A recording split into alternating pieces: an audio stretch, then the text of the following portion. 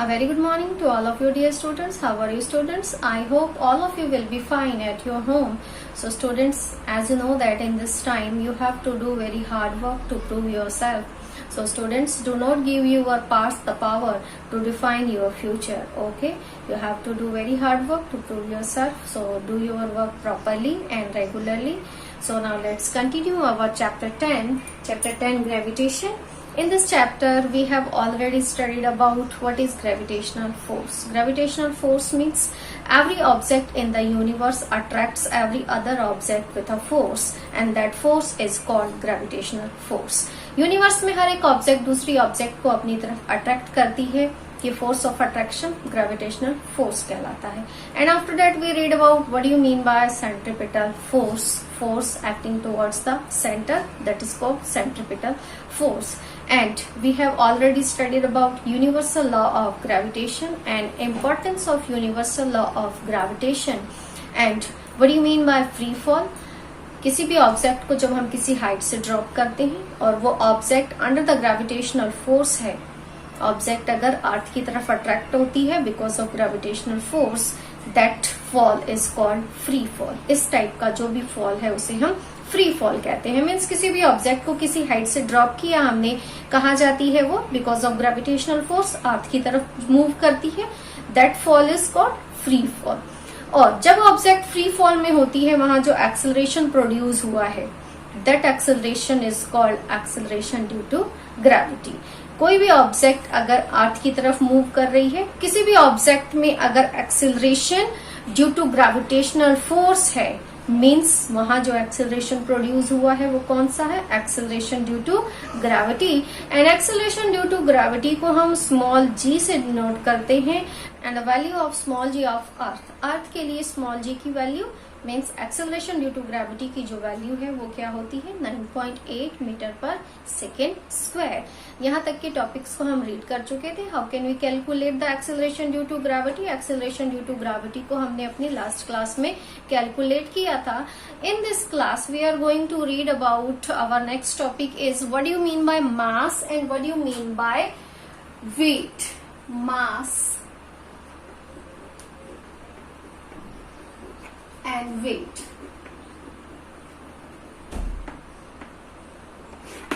Our today's topic is mass and weight. Suppose that हम बात करते हैं किसी स्टूडेंट का वेट 30 kg है. एग्जैक्टली हम बात कर रहे हैं उस ऑब्जेक्ट के, उस स्टूडेंट के मास की. ओके, जब भी हम कहते हैं किसी ऑब्जेक्ट का वेट है 30 kg, 20 kg, तो हम यहाँ बात करते हैं उस ऑब्जेक्ट के मास की. क्यों? क्योंकि मास को हम किलोग्राम, ग्राम में मेजर करते हैं. Now let's see what is exactly mass और वेट. क्या मास और वेट सेम थिंग है? नो, दोनों ही डिफरेंट थिंग है. Now let's see what is mass and what is weight. Now let's see the definition of mass. Mass of a body is the quantity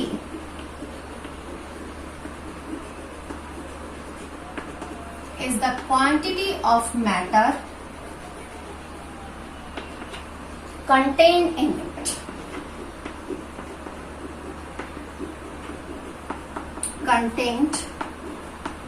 That is the definition of mass. Mass की definition क्या है? Now let's see again.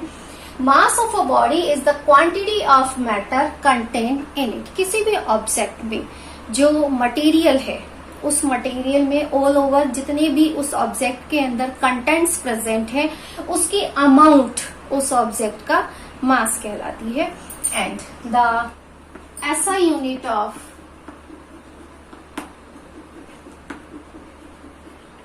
Mass is kilogram which is denoted by KG. Mass की SI unit क्या है? Kilogram, जिसे KG से denote किया जाता है. और मास को स्मॉल एम से डिनोट करते हैं. किसी भी ऑब्जेक्ट के मास को हम स्मॉल एम से डिनोट करते हैं. And the SI unit of mass is denoted by KG. Okay, the SI unit of mass is kilogram, जिसे हम केजी से डिनोट करते हैं. और मास इज अ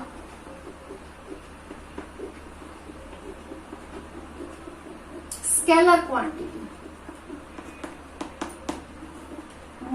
एक स्केलर क्वांटिटी है। मास किस तरह की क्वांटिटी है? स्केलर क्वांटिटी है, जिसे हम किस में मेजर करते हैं? ऐसा unit of mass is kilogram, और मास को स्मॉल m से डिनोट करते हैं, और ये एक स्केलर क्वांटिटी है। मास क्या है? किसी भी object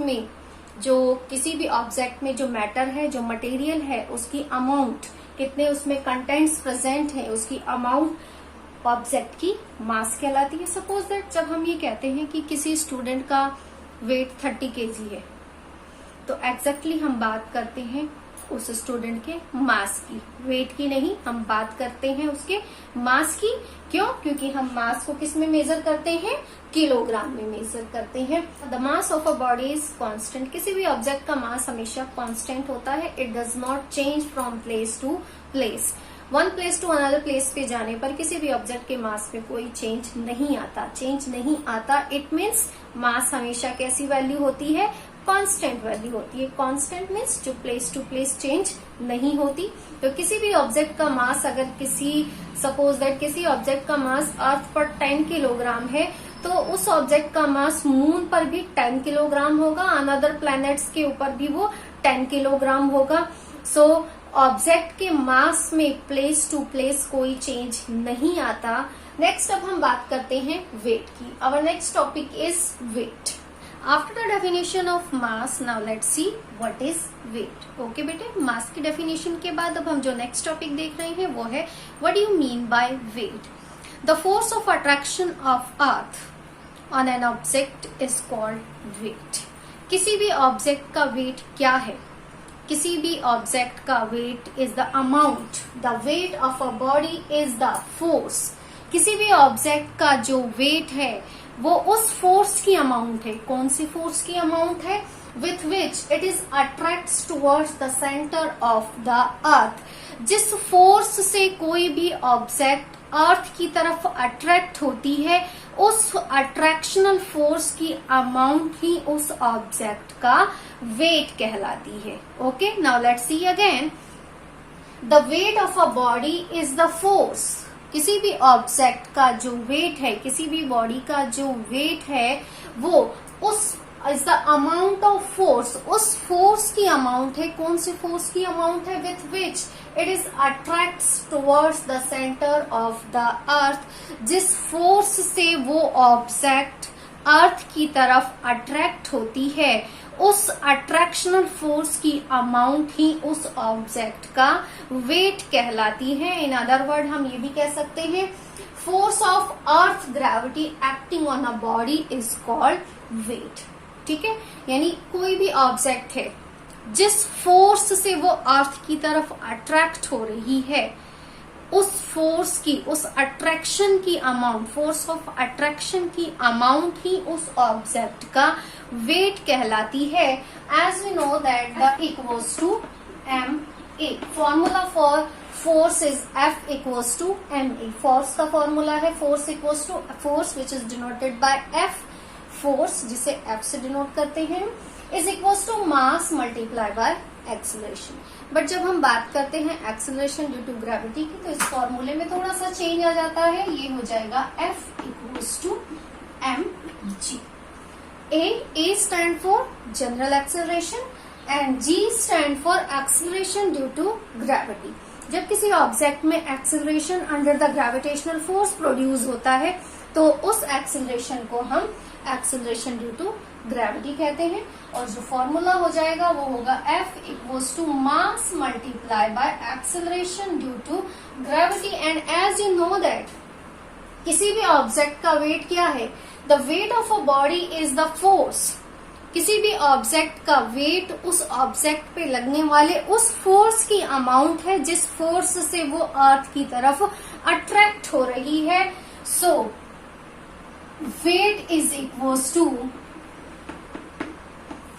is equals to mass multiplied by acceleration due to gravity. Acceleration due to gravity, that is the formula for weight. Weight which is denoted by W. weight जिसे हम W से denote करते हैं।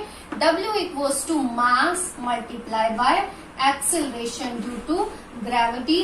आपका जो वेट के लिए formula है वो क्या होगा, सेम एज फोर्स। क्यों? क्योंकि किसी भी ऑब्जेक्ट का वेट क्या है, उस ऑब्जेक्ट पे लगने वाले उस अट्रैक्शनल फोर्स ऑफ अट्रैक्शन की अमाउंट है, जिस फोर्स ऑफ अट्रैक्शन से वो ऑब्जेक्ट अर्थ की तरफ अट्रैक्ट हो रही है। सो वेट के लिए आपका फॉर्मूला भी W equals to mass multiply by acceleration due to gravity होगा। किसी भी, जैसा कि हमने कहा था कि मास जो है वो एक कांस्टेंट वैल्यू है। मास किसी भी प्लेस टू प्लेस मास की वैल्यू चेंज नहीं होती, ये ऑलवेज कांस्टेंट होती है।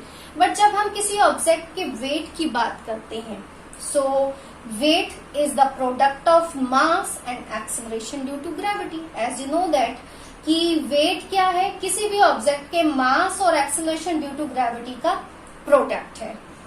ऑब्जेक्ट का mass place to place change नहीं होता, but acceleration due to gravity, one planet to another planet, acceleration due to gravity की वैल्यू में चेंज आ जाता है।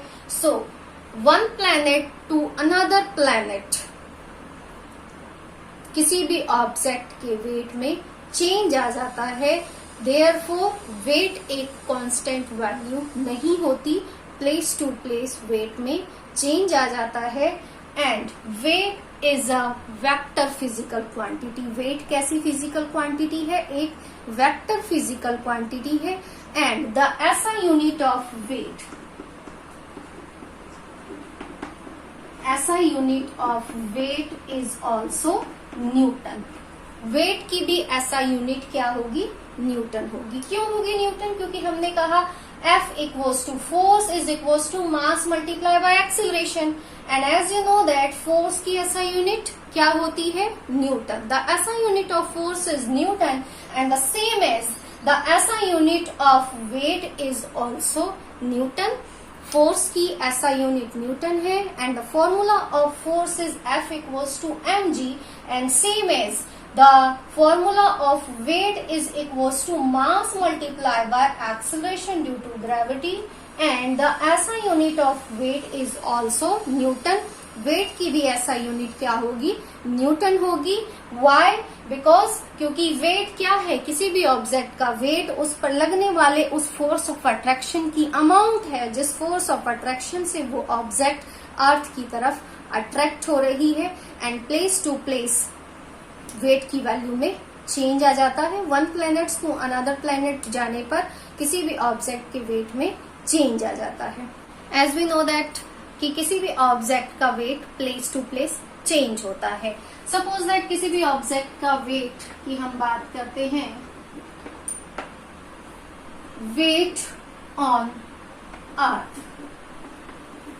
किसी भी ऑब्जेक्ट का वेट अर्थ पे इक्वल होगा mass of an object is multiplied by acceleration due to gravity of earth। acceleration due to gravity of earth। तो acceleration due to gravity की वैल्यू हम किसकी पुट करेंगे, अर्थ की। as you know that what is the value of acceleration due to gravity of earth, 9.8 metre पर second square. and weight of an object on moon, weight on moon, mass of an object multiplied by acceleration due to gravity,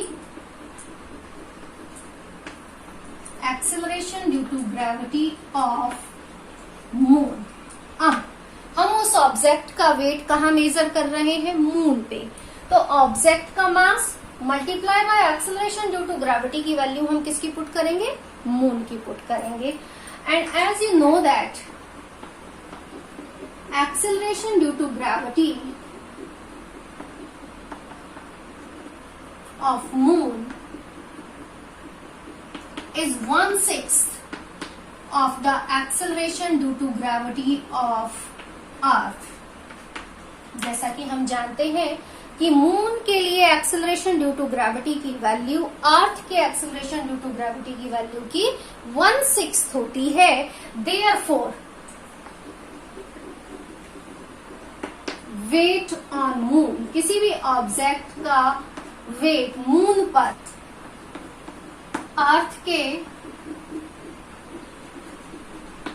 अर्थ पर present उस object के wait के 1/6 होगा। Y? क्योंकि हमने कहा acceleration due to gravity of moon, acceleration due to gravity of moon की value earth की एक्सेलरेशन ड्यू टू ग्रेविटी के 1/6 होती है। इसलिए सपोज दैट हम कहें कि किसी ऑब्जेक्ट का वेट अर्थ पर 6 न्यूटन है, अर्थ के ऊपर उस ऑब्जेक्ट का वेट अगर 6 न्यूटन है तो मून पर उस ऑब्जेक्ट का वेट क्या होगा? 1 न्यूटन होगा। क्यों? क्योंकि ऑब्जेक्ट का वेट, मून पर ऑब्जेक्ट का वेट अर्थ पर ऑब्जेक्ट के वेट के 1/6 होता है। देयरफॉर अगर ऑब्जेक्ट का वेट अर्थ के ऊपर 6 न्यूटन है तो मून पे जाके उस ऑब्जेक्ट का वेट हो जाएगा 1 न्यूटन। ये हो गया आपका वेट और मास की definition. Now let's see the difference between weight and mass.